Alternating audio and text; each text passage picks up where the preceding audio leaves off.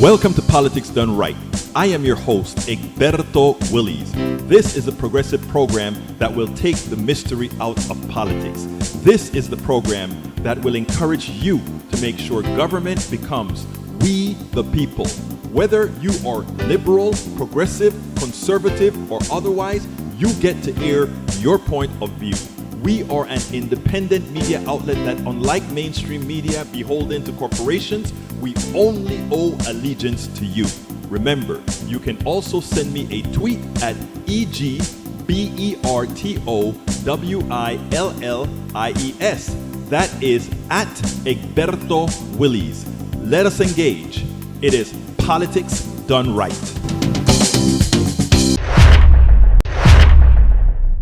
Well, folks, welcome to one more edition of Politics Done Right.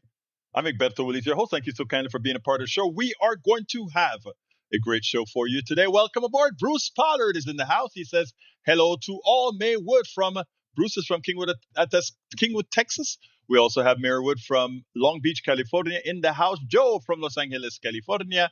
Michael was the first one. Of course, again, he is in from Brooklyn, New York. Welcome aboard, everybody else. Ruth Gingadas Anderson, Ore, Wilfred E. Baptiste, Estadian, Don.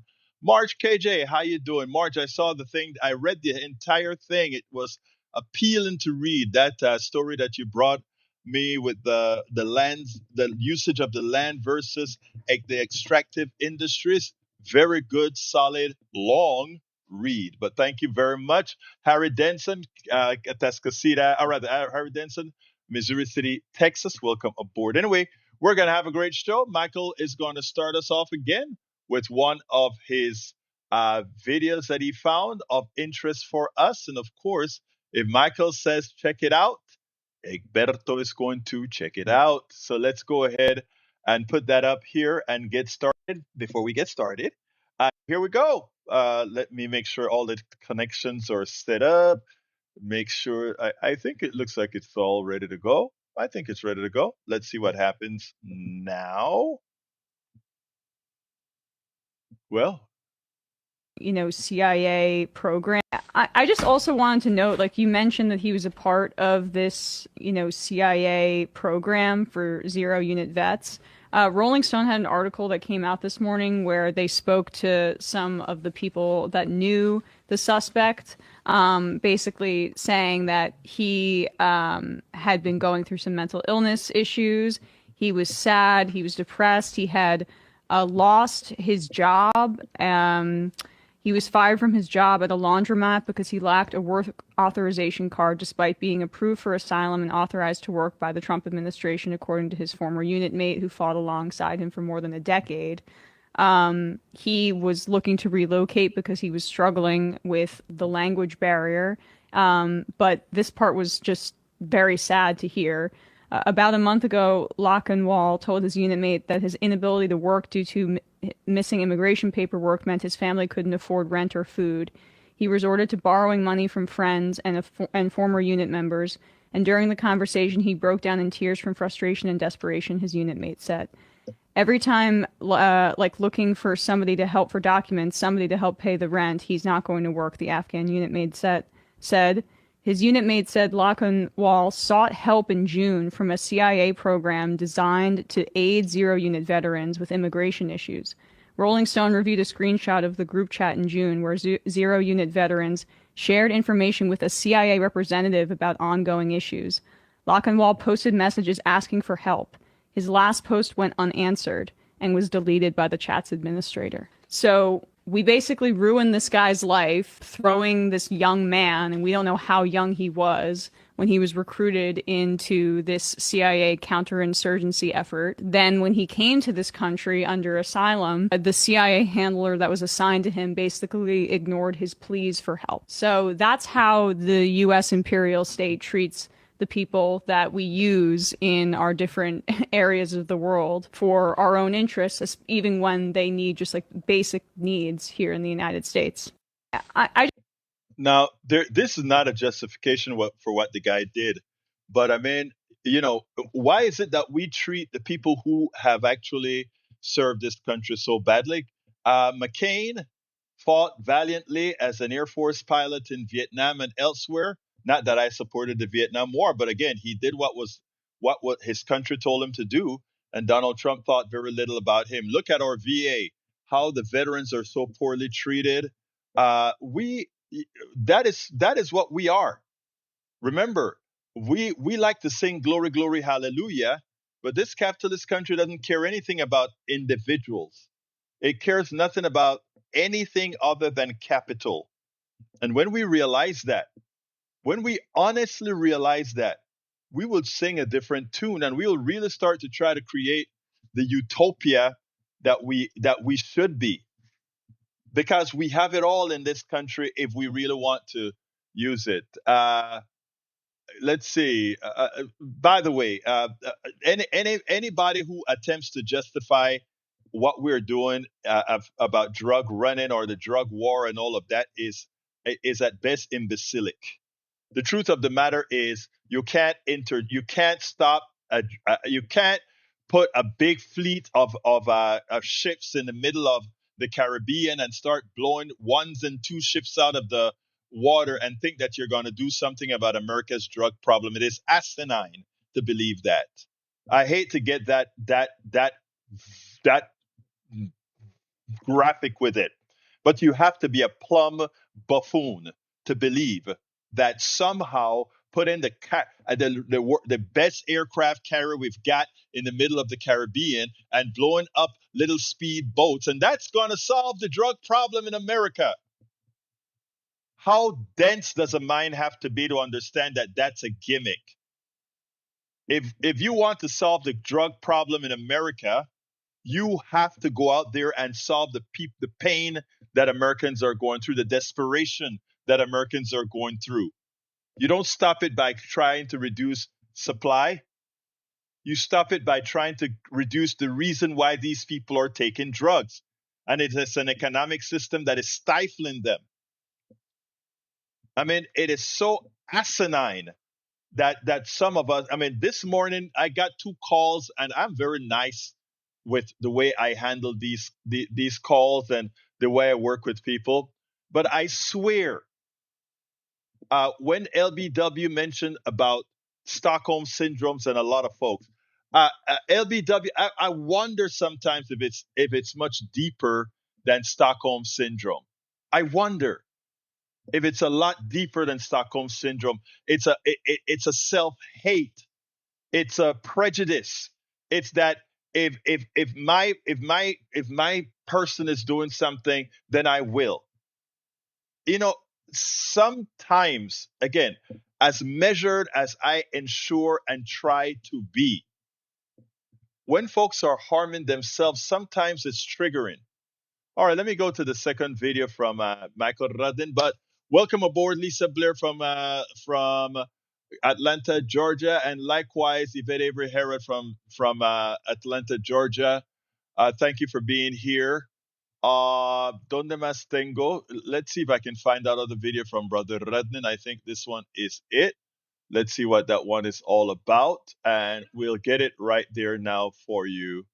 Let's get that onto the screen and move that over here, and we should be able to get that going. Miranda warnings in the room with us right now. Luigi Mangione is back in court this morning with his lawyers trying to get key evidence thrown out, and if they succeed, the prosecution is in trouble. Quick recap. Luigi is suspected of unaliving United Healthcare CEO Brian Thompson. Police officers received a tip that the suspect was at the McDonald's, and to the McDonald's they went. His lawyers say police pulled up to that McDonald's already convinced that Luigi Mangione was guilty, 100% sure of his guilt. So they walk in and they start interrogating him off rip. And as you can see in this photo, he's cornered. So the police get in there, they start asking, what are you doing in New York? Give me your ID. If you give me a fake name and a fake ID, you know you can get in trouble, right? They stand him up. They place him in cuffs. He is not free to leave. Then one officer gets the bright idea to reach for the backpack. The officer opens it and searches the backpack. Mind you, at this point, no Miranda warnings, no search warrants, no nothing. Inside that backpack, the officer finds a gun and a journal. The journal is important because prosecutors are now claiming that this contains confessions and motives for why Luigi Mangione would target the healthcare CEO.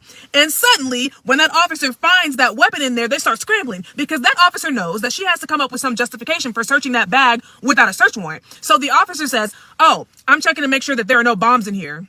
Oh, so now you're a bomb expert. Then why didn't you call the bomb squad? What experience and training do you have spotting and disassembling bombs, especially if the bomb is hidden? That's new. So the officer, in my opinion, knew she was wrong because according to the legal filings, another officer on the scene says we probably need a search warrant for that. Yeah, whoever that officer is, y'all probably should have listened to him because clearly he was the one with common sense. But instead of getting a search warrant, the police take the bag back to the precincts and continue going through it. 7 hours later. 7 hours later, they finally get a search warrant to search the book bag that they already searched and know full well what's inside. I've seen several seasons of Suits, and I don't think that's how this works. So, his lawyers, Luigi Mangioni's lawyers, are arguing that the gun, the bag, and the journal at the very minimum need to be thrown out because the officers violated his constitutional rights. Honestly, this makes no sense. It is not that difficult to get a search warrant, particularly in a case like this, a national case. It probably would have taken them 30, 45 minutes. But because they did not do that, the whole prosecution is shaky. If that evidence is kicked out, the gun, the book bag, the journal, the alleged murder weapon is gone, the bag is gone, and the journal that prosecutors say is basically a confession is gone. And then all of the strongest evidence linking Luigi Mangione to the crime disappears, making the case a whole lot harder to prove. I'll keep you updated on what the judge says. Well, technically speaking, assuming what she says is true, all that evidence has got to be thrown out. I'm not talking about whether the guy did it or not. I'm not talking about any of that. But following the rules, again, cops love to break the rules, and sometimes it costs them. And this one, I think, should cost them because, again, they didn't have no Miranda rights and no warrant to search. I think the young lady is right. All of that evidence must be gone. Must be gone. Anyway, let's see.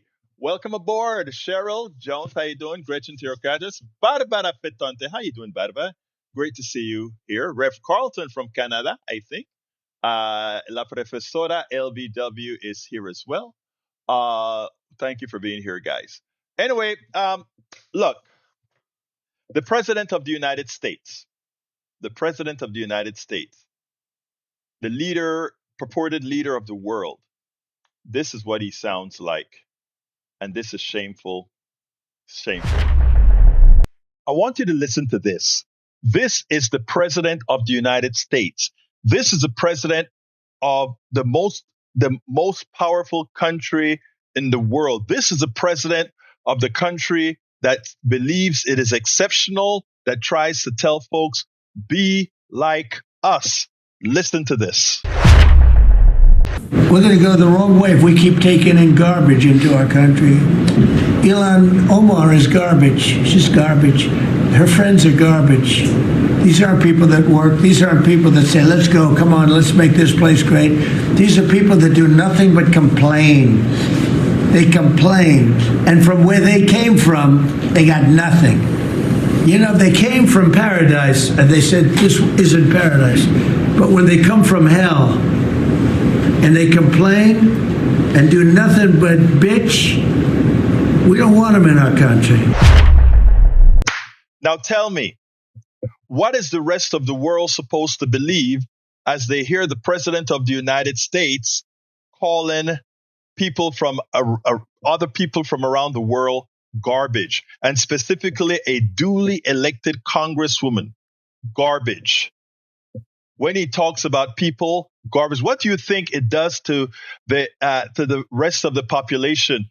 Don't you think, or not think? No, it foments hate. It creates a hate permission structure. When we talk about this president, I remember when Obama did absolutely nothing to foment hate around this country, but somehow everything that they did, the right attempted to turn it into some sort of a hateful act, even though it never was. But here we have a president explicitly talking about the rest of the world, people in different places of the world, specifically the parts of the world with people of color, garbage. This is the President of the United States. It is shameful. And all of those who elected this person, who elected this this person that is pretty much behaves like less than a human being. How do you feel now? Do you feel justified by his actions? It is shameful. that we have to go through this and that we have 3 more years of this to live with. In as much as we have 3 more years of this to live with, there's one good thing, folks. One good thing. Based on the election that occurred and the 13-point shift that this country is going through right now, included in red areas, we can neuter this guy next year. And we will neuter this guy next year. Let him continue to sleep. Michael, I hope that's a sleeping video. Is that the one that you have there with the with the president sleeping? Let's go ahead and see if that's a cute one with our president who has become a sleeper. Okay. I'm tired from doing too much big boy work. Of next week, we have begun and will begin to stop moving federal funds into those states until they comply and they tell us and allow us to partner with them to root out this fraud and to protect the American taxpayer. Also working with Christian Department of Homeland Security, making sure that everyone that lives inside of public housing is accounted for and that they are American people. And so I say that and I emphasize that to know that we prioritize American people and American people only. Lastly, sir, in Atlantic City, we took over the Atlantic City public housing.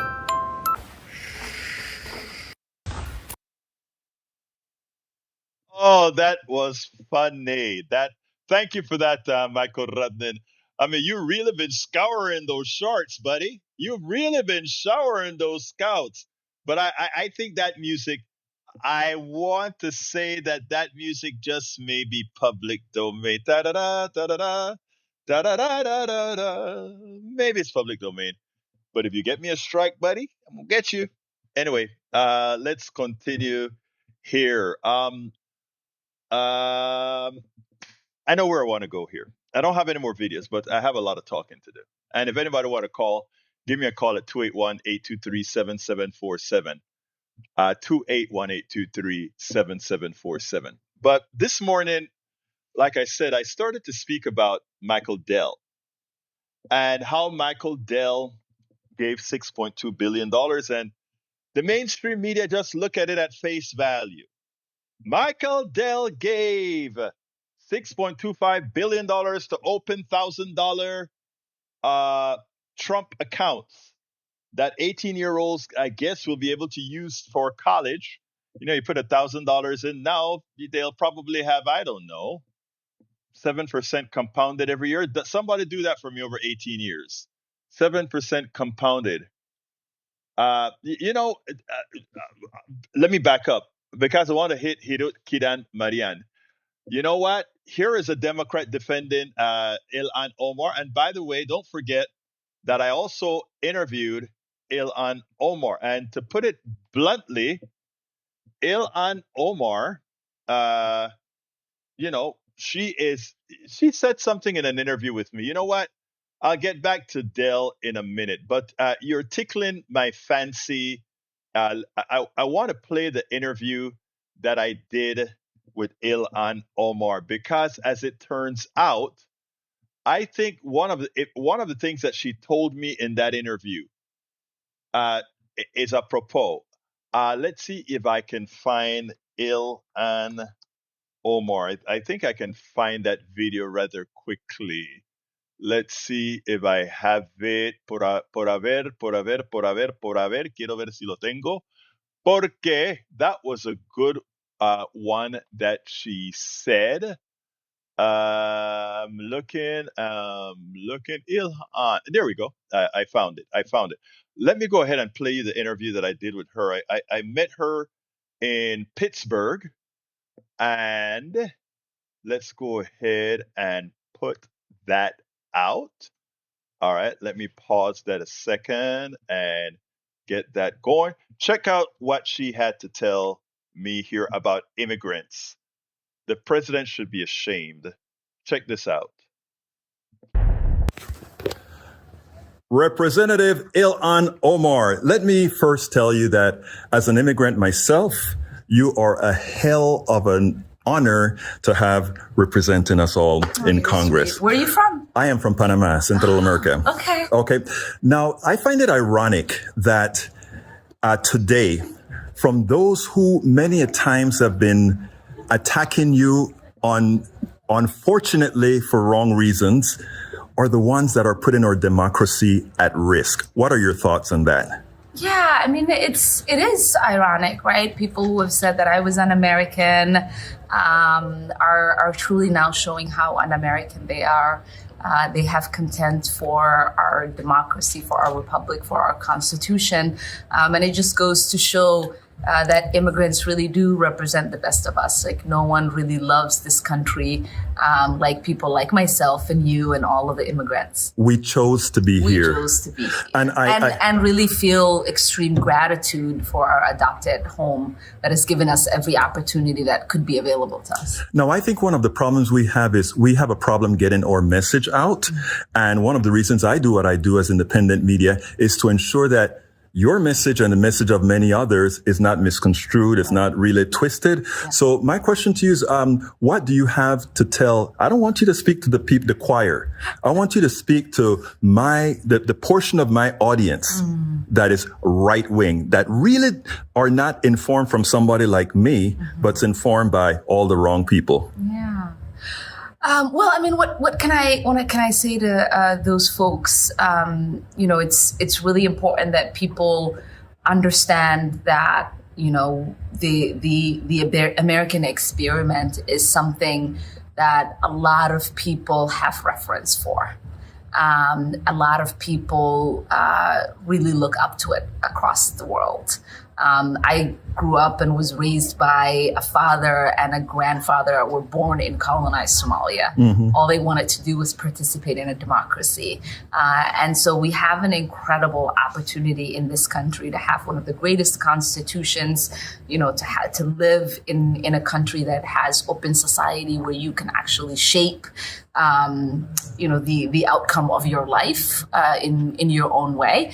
And I think I just want to remind people that, when the founding fathers developed the Constitution, they wanted us to continue to create a more perfect union. And every work that we do today, whether it is the expansion of access for people to the ballot box, or whether it is trying to make sure everyone has health care that they need so they're not going bankrupt because they got sick, or whether, it's like passing the legislation I passed to feed our babies' bellies before we feed their brains.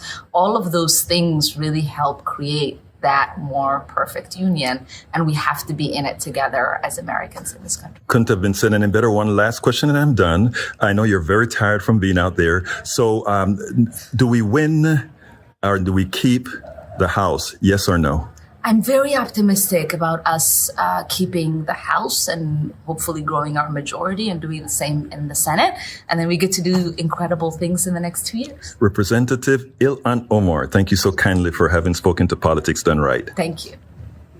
Anyway, now why would anybody, the president, call such an articulate, smart person who understands the genesis of this country? Why would anybody call her garbage like the president just did? When she, again, shows more American values than the president himself. She shows more American values than the president himself. It is shameful. Anyway, let's see. U.S. Lee the best. I want to show you guys something here, because listen to Lee the Bearcat. Lee the Bearcat says U.S. Representative Ilhan Omar household net worth is estimated to be between $6 and $30 million, according to the latest financial disclosure, a significant increase from previous years. Yes, she has used her notoriety to do a whole lot of projects. And of course, she has a husband that has his own business, etc. So, I mean, I don't have a problem with people who's earned their millions. She's not a billionaire. She hasn't earned $1 billion or anything of that sort. So, no, that's not a problem. That's not a problem. I don't have a problem with millionaires. I don't have a problem with people making a substantial amount of money. I don't. If you work for it. Yeah, Hirut Kiden Miriam says most of the people who criticize her are the people whose allegiance are somewhere else. Exactly. Exactly. Uh let's see what else. A couple net worth increase. Let's see. Michael says, while somewhat factual, this claim required context. Omar did have a negative net worth in 2019, according to her financial disclosure filing for that year. Further, her 2024 financial disclosure filed in May 2025 listed millions in assets, but these assets represented estimated valuations for businesses run in part by her husband, political consultant and entrepreneur Timothy Minette, whom she married in 2020. So true, very true. It seems like our poet extraordinaire or poet laureate is here today with a new limerick, which I will get to in a minute. Thank you, Mark Zarnick, for being here. I haven't heard you in a while, but beforehand, uh, the amortization was done by LBW, La Profesora. She said, $1,000 initial investment with a 7% compounded interest annually for 18 years and no additional contributions gives you a grand total of $3,800 18 years later. Wow. That is a gimmick. Thank you for that, LBW. Appreciate you. That is a gimmick. The rich will be able to add monthly, yearly contributions to help these funds grow, but those of us who live paycheck to paycheck will be less likely to be able to do so, thus creating more economic divide for the rich and poor who gets to grow that account tax free. You see, you have to look between the lines. It takes a bit of thinking, right? Something that they expect you not to do. That's why this morning I came out immediately and knocked that $6.25 billion contribution. Pay your damn taxes so that we can appropriately fund schools to make sure those kids don't have to worry about just having $3,800 to pay a school, but that they, in fact, will simply go to school. Reverend Carlton says, unfortunately, it has become very obvious that a well drafted and even a continually amended one is no guarantee against the predation of a rapacious and evil person who gains control. The guardrails did not hold. The checks and balances are being ignored or overturned. Trump is the embodiment of the worst aspect of America. Ilhan Omar embodies the best, of which I have to say, I agree. I agree. And by the way, it would be less than that, Patrick, if you go ahead and do the down appreciation for inflation during that time. So that when adjusted for inflation, it would be less. But that's the amortization, 7 years, one fixed investment. All right, let's go to our poet laureate, and then we'll go to Dell after that. It's called "Kill Them All." Did you make me say that, Mr. Zarnick, Tom? But anyway, here it goes. Theme song of Pete Hegseth and the Trump admin. So it starts this way. To the World War II song, bless them all, kill them all, kill them all. The long and the short and the tall, kill all the fishermen in their little boats. Call them all drug lords, though they are just scapegoats. Kill all the migrants who call U.S. home. Treat them like puppies who annoy Chris Noam. Kill them all, kill them all. The long and short and the tall. Kill young and old who can't get vaccines. Kill all the hungry who even lack beans. Kill all Americans who can't afford health care, but give tax breaks to those who won't their wealth share. Kill them all. Kill them all. The long and the short and the tall. Kill all the homeless who are barely alive. Kill all the foreigners without U.S. aid to survive. Kill everyone not Christian and white. Kill all the gay people whose sex isn't right. Kill them all. Kill them all. The long and the short and the tall. Don't stop the killing. Drop the bombs from the skies. Don't stop the fighting where everyone dies. And when no one's still living, demand a peace price. Blast them all. Blast them all. The long and the short and the tall. And when they're all dead and the ground is blood red, then cheer up and smile, my friend, for no one knows what a coward you've been. Bless you all. Bless you all. As back to your bunker you crawl. As back to your bunker you crawl. Another good one. This one even had a beat to it. I noticed that. Zarnik, this one even had a beat to it. Love it. Love it. I hope you post that one as well, brother. We are in some interesting times, aren't we? We're in some very interesting times. What is that about Pell Grants, Michael Rudden? Grants and programs. Okay, I got to take a look at that later. Let's see what else we got here. Let's see what we got here. Let's see what else we got here. Okay. Uh, let's talk about that. Let's talk about Dell and that donation. Of course, LBW just proved that $1,000 that every kid gets doesn't amount to much in 18 years. But that same account can be used to work magic for rich people. But it's deeper than that. That donation that he gives won't really come out of his pocket because he will likely use that to get unrealized, to fulfill his unrealized gains when sold. Or actually, not unrealized, his realized gains when sold. You know? And that's the thing about how the economic system works for the wealthy. They don't fall under the same rules that we fall under. They get a chance to do all kind of magical things. Like they can make millions of dollars and not make millions of dollars, right?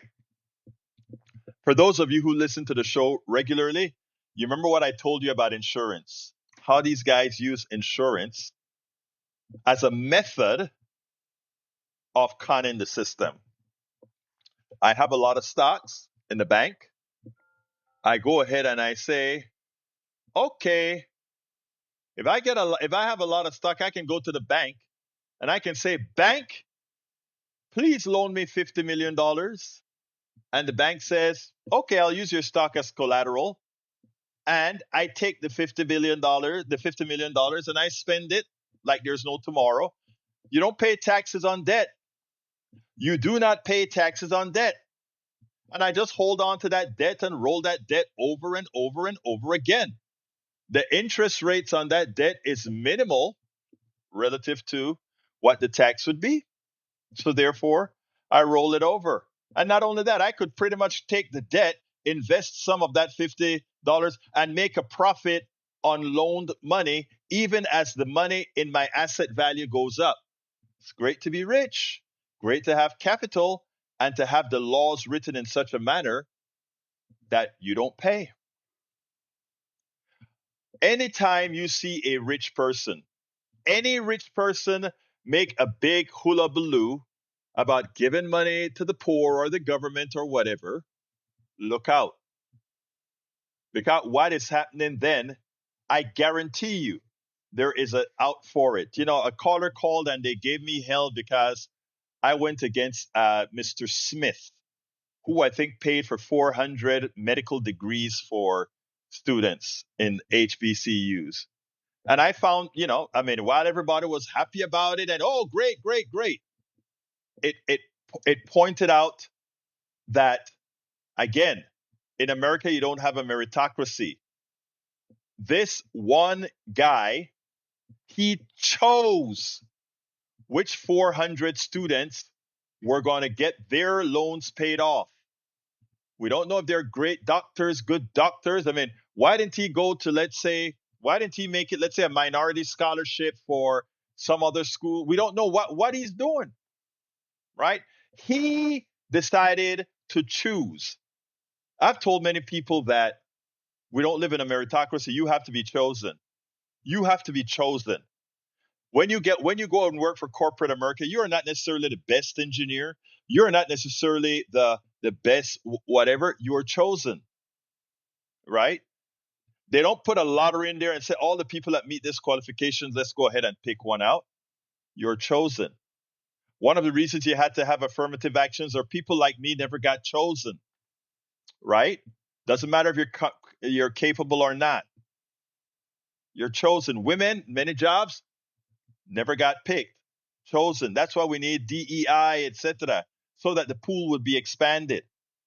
Here we have Dell choosing that he's going to give $1,000 to kids under the pretext that'll help them with their, but it doesn't. Patrick Magner, how you doing, sir? Doing great. I hope I'm not interrupting. How are you? Oh no, I today is a free for all. I got the video that I wanted to play, and I had 4 subjects, but I much prefer whatever you guys have to bring to the program. Talk to me. I think we talked about it before, but I wanted to touch on the fact that when a billionaire hoards money and underpays people, and then towards the end of their life, they turn around and they donate it to people, and everybody's excited about, oh, such a nice guy. Well, that's not a democracy. That's one person choosing who they want to benefit with everybody else's money, and that is a type of redistribution of wealth, which everybody is supposedly upset about, Right. but not when it comes from a billionaire. So that's definitely not democracy. No, it's not. Let me tell you this. And this is what gets me. And this is the work that I talk about us having to do, Patrick. If you heard the show this morning, a good friend of mine, great supporter, he took exception to what I had to say about Dell, and he thought, well, Dell earned his money. I had Dell stocks and it grew, et cetera, et cetera. The good thing about Dell, right, is that, like I told the audience this morning, I know Michael Dell personally. And I'm not talking about, oh, I read about Michael Dell. I know Michael Dell from his t-shirt and jeans day when he used to live on campus at the University of Texas, and subsequently formed PCs Limited, which was just a swap shop of parts to make PCs. And one of the callers said, well, he made a good computer, ta ta ta. Look, I built computers, and let me tell you what IBM did that was genius. And I want to express this to people because people don't know a whole lot of what really went on in the computer industry, right? The difference between the Mac and the PCs were that IBM made an open design while Mac kept it closed. And by IBM making an open design, that means that parts came in from all over the world who made these parts to spec. And we could then go into these long ledgers and bring parts in from Taiwan and from China. So you'll bring a soundboard in from China, you'll bring a hard drive in from here, and all of that you just had, it was all modular, and you just put it together to create your own computer. And I've created hundreds of computers when I used to sell them now, and it was all modular. I just buy different pieces that I used to buy bits and pieces from Michael Dell at PCs Limited. And he did the same thing. He built computers, and he got some venture capitalists to go ahead and support what he did. He was chosen by the capitalist system to be able to have Dell computers. Not that there aren't thousands of Americans who built very many of these computers on their own, just swapping parts in together. And that's what modular computers were. You notice that's why Dell made PCs, not Apples, because you couldn't build Apples, open market, but all the other things were open market. So people, what OS? I actually, Astedion, when I built PCs, we were always using MS-DOS or Windows 3.0 and Windows 3.1. Actually, we started out Windows 2.1, but then we went to 3.0, 3.1. And one other thing at Stadium, let me just tell you this, what was interesting. While we built those things, right, while I was building them, I was at NASA at that time. And I actually built a couple of those units that we use for testing that were going on to the space station at NASA. We were using the PS2 and we're trying to find other viabilities. All right, hold on a second. Let me bring Zarnik into the conversation. Zarnik, how you doing, my friend? Yes, you hear me? Yes, I can. Yeah, I want to join that conversation about Dell. Yes, talk to me. Okay. Yeah, hi. Thanks for reading the poem, by the way. What's really bothering me about Dell and these other billionaires like Elon Musk and Bezos and all the guys that give money, they're not really giving. They're not.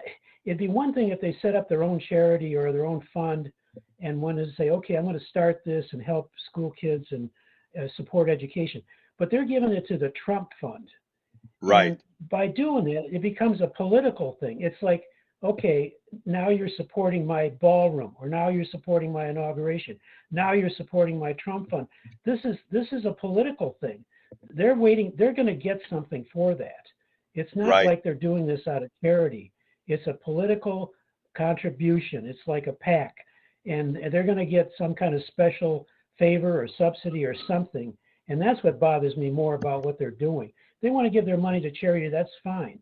And and we can talk about whether they made their money legally or not. That's another issue. But this business of giving it to the Trump fund, Trump does not have a good record when it comes to charity. He's a thief. Anything that he sets up is corrupt. He's going to get a take of that, and it's going to be just terrible for the country. So, fine. You want to give money to kids, or you want to give money to education, do it, but don't do it through the Trump fund. Don't do it through any political. I agree with you wholeheartedly, Mr. Zarnik. Tom, I agree with you wholeheartedly.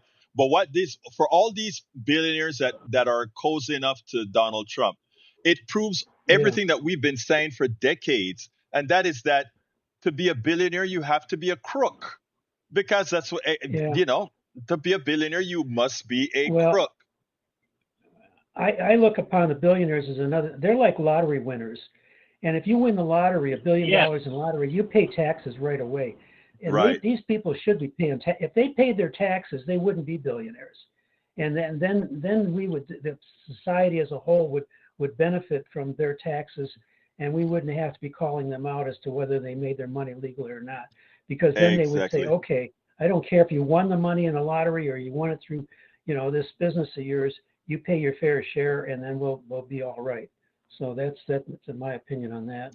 I think you nailed it. You were about to say something, Tom, Patrick. Yeah. Okay. Go ahead, Patrick. I don't mean to interrupt, but Tom's 100% correct. It's all, a lot of it is luck. I mean, look at the difference between Compaq and Dell. Compaq went under. Dell still goes on. Right. They had similar products and similar quality, and one made it and one didn't. Another thing that I want to support Tom on is the fact that a lot of these billionaires not only did they get their opportunity out of luck, but they also took advantage of the most vulnerable people. Bill Gates got a lot of his money from the poor people from India and poor people from Africa, and took their resources. So there's nothing good about these people. Right. No, I mean, let me tell you a little bit. Let me tell you what is so interesting. That everybody talks about how benevolent Bill Gates is, and he's one of the nicer billionaires, right? But even the way he started, you and I will never agree on that. I'm saying, and let me just say this, Patrick. I know where you're coming from. Notice what I said. He is one of the nicer billionaires, and one thing to that is not saying that billionaires are nice, because remember what I said, they're all crooks. But let me just say this. This is interesting, Patrick and Tom. Yeah. Microsoft MS-DOS, right? MS-DOS was not really created by Bill. He had inside information of what IBM was doing with the operating system that they needed for this PC that they never knew was going to take off the way it did. And he ran to a company in Seattle without telling them what his plans were, et cetera, et cetera, et cetera, and got them to sell him the rights to their software that they've been building for, for however many years. And he took that, turned it into MS-DOS. It was a marketing thing. MS-DOS wasn't even all that good, the operating system, right? But again, it was the best they had for the PC that needed to get on the market quickly. And he never told any about it. And then he didn't sell it to IBM, and IBM didn't care because IBM was a mainframe company, not a PC company, which was just a new industry forming. And he licensed it to them, and all he said is because IBM didn't want to make a big investment. So for every PC they sell, he made a little bit of money for the system. Every PC they sell made a little bit of money, and that made him wealthy. It wasn't his doing. It was other people's work. And it's hard that most people don't get it, Patrick. Right. It was a monopoly on top of it. Exactly. I was going to bring that up.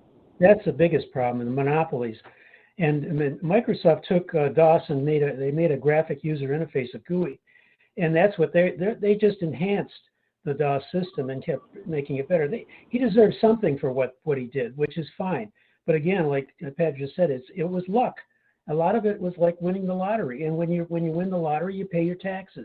And if they paid their taxes and don't get involved in politics, that's the other thing. The money in politics should be completely eliminated. Anybody, creating these PACs and supporting politicians through financial contributions, that should stop. And that way we would have a good system where people are voted on for their goodness and for their competency, and not just for how much money they have or how much greed they have. Exactly. LBW, La Profesora said, the far right say they want to go back to the good old days of the 40s and the 50s.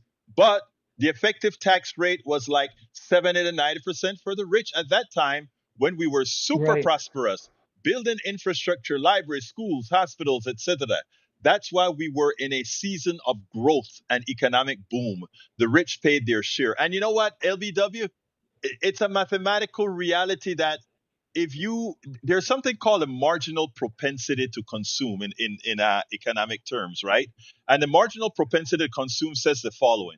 If you have a lot of money, adding more money, like when I talk about billionaires, how much more as you add billions, you don't spend more, you don't do more, right? You're just you're just hoarding.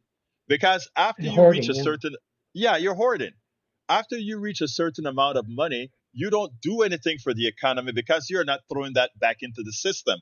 So when you have a very high tax rate on the marginal increase in that person's wealth or income, you are recirculating that money into the economy, which creates economic activity and allows you to create stuff. And I mean, this is simple math, both Patrick and Tom. This is simple math. Yeah. And I was thinking about Elon Musk being the $1 trillion man. I don't know if you remember the old TV series, The $6 Million Man. Yes, I do. And Lee Majors. And he became a cyborg, and they gave him robotic parts and made him super strong. But as a result of that, he became like Superman and did good. He fought injustice. He was like Superman who fought for the American way and justice and all that. We got Elon Musk, a $1 trillion man. He doesn't care about America at all. All he cares about is himself and, accumulating all this wealth. And, it's terrible. I think that that's just the opposite of what we should be doing. Absolutely so. Absolutely so. I am with you, my brother. I'm with you. But anything else either one of you want to add to the discussion before we move on? That's okay. I think. Yeah. Go ahead, Patrick. I wanted to reference back to Venezuela and the idea that this president gives any hoot about whether or not drugs come to this country or not, since he's pulled troops or border agents away from the border to arrest citizens here. The amount of cocaine and the price of cocaine has changed in the favor of people that deal it. Cocaine's at one of the lowest prices it's been in decades, and there's more of it available than has been in decades. And another thing I'd like to point out is if he's trying to save lives, he's in a party that over and over has fought Narcan, which is a emergency dose that keeps people from overdosing. Oh, yeah. After they This- overdose, I this- think you can the- give them that. Yeah. Yeah, I thought. and they Yeah. fought that over and over. So if they really cared, they wouldn't be pulling people away from the border, and the amount of cocaine coming in this country wouldn't be increasing; it'd be decreasing. And every police officer and every teacher, every person that we could would have Narcan on them, but they don't. They fought Right. it. It's a gimmick. Let me tell you, it's a gimmick. These people don't care. These people care about only what can make them a marginal amount of money. That's it. A marginal amount of money. That's what they're into. But anyway, thank you very much for your commentary, both Tom and Patrick. All right. Thank you. Thank you, buddies. All right, folks. Anyway, we are close to the end. We have about 5 more minutes. If anybody else want to give a quick call, give me a call at 281-823-7747. That is number again is 281-823-7747. Let me tell you, from this morning, when I got off the call, I always sort of reevaluate my callers, the messages that I see in the chat, etc. after I finish the program, because, like I said, the idea is not just to be a talking head, right? The idea is not just for having a program. One of the reasons I call myself now an activist journalist is I hope to bring information out. I hope to catalyze people to go out and do something. I mean, I learn from everybody. I get information from all the other reporters, journalists, etc., and then distill that information. I hope that in doing this, we create from my sphere of influence, which includes all of you. Each one of you have your own sphere of influence. I hope that you are using your sphere of influence to promote what we do here together and teach those who are in your sphere of influence to also address their spheres of influence and have it done in an exponential. That is actually would be an exponential growth, because the mainstream media isn't going to do it. The Dell story, as soon as I turned my head to look at the monitor and see the Dell story, I wanted to throw up, because I'm like, there we go again, another billionaire looking like a savior, when all they're doing is making things better for themselves. It is just crazy. Hi, Bobby. How you doing? Hi, good afternoon. Talk to me, my friend. I was just going to say, I imagine like a scene where there's 100 Americans in a room, and these foreigners are looking at the Americans, and then the person says they have a combined wealth of $100 million, and so they're like, wow, the average net worth of these guys is $1 million apiece. But in reality, you have one guy that's worth $100 million, and the other 99 have like $20 apiece because they had to pay all their bills. Yes. They could yes. say though, oh, the net worth is $1 million. Look, their net worth, for these 100 guys is $1 million apiece, but in reality, no, it's concentrated. And I think that the problem is, you look at these young guys on the street, they're out committing crimes, they're doing all this stuff. Why are they doing that? Because education, for instance, it's like unattainable for some people. Mhm. Education, we should be, not to say that, it should be easily accessible. We should be wanting to teach our kids, so that, like a young guy that's out doing crimes, he doesn't, a 50-year mortgage, like they don't have any hope that they can, have any kind of prosperity in the future. Exactly. I think we really need to focus, on education. We need to give them like, look, man, if you, go to school for this and you can learn this and, encourage them, you can actually, but everything seems to be manipulated and controlled, the housing market, the percentage rates, how it all seems like, it definitely feels like a gutting of, the middle class. That is exactly But what. definitely education. Mm-hmm. Look, you're nailing it. Let Like me ask if you I this: was to close my 401, if I was to close my 401k, They're going to take the 25% off the top. And then at the end of the year, they're going to say, oh, you make $200,000 a year. We're going to charge you another, 25. They're going to end up with more than 50% of my whatever I've saved.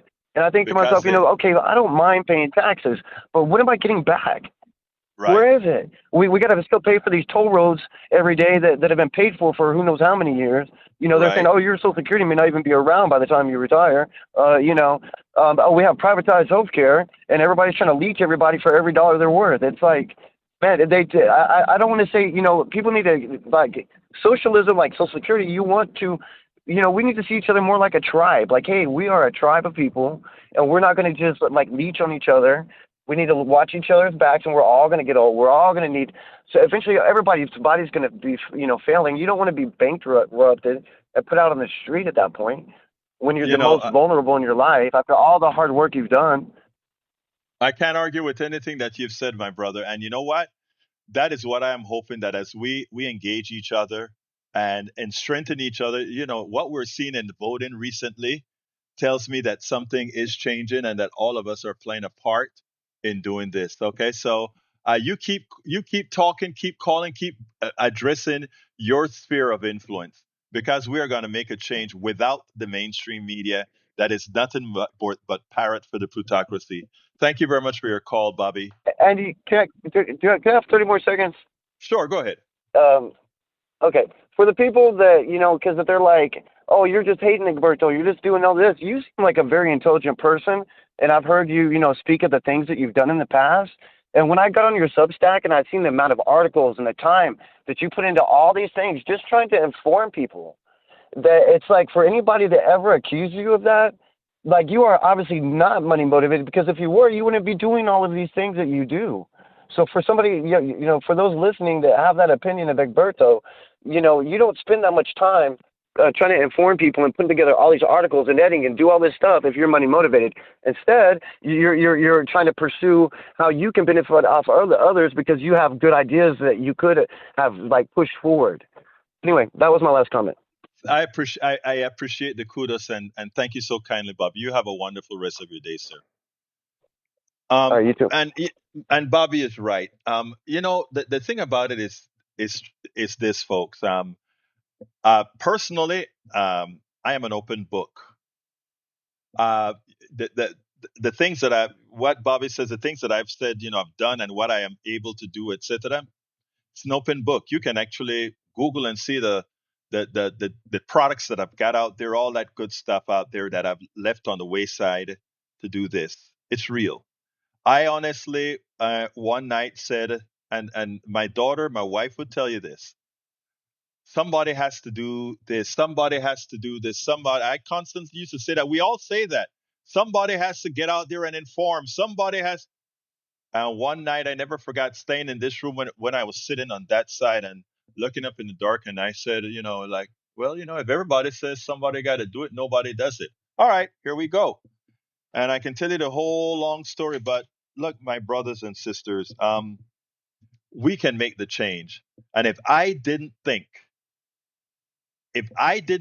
that all of us matters and working together, using our collective knowledge, we could do it, I wouldn't do this. But this is not blind faith in people. This is knowing people. We're gonna do it. We're gonna win this stuff. Anyway, folks, I got to get out of here. It's 4:01. I'm a little bit late, but please remember the way you can really help this particular network is become paid subscribers of our newsletter. And that you can do at politicsdoneright.com/newsletter. Please, we are way, way, way behind in subscriptions to allow us to break even. So please consider becoming a paid subscriber today, if you can. That is at politicsdoneright.com/newsletter. Love you all. You can email me directly at info@politicsdoneright.com. My name is Egberto Willis. This is Politics Done Right. And you know how I end this, baby. I am what? Out.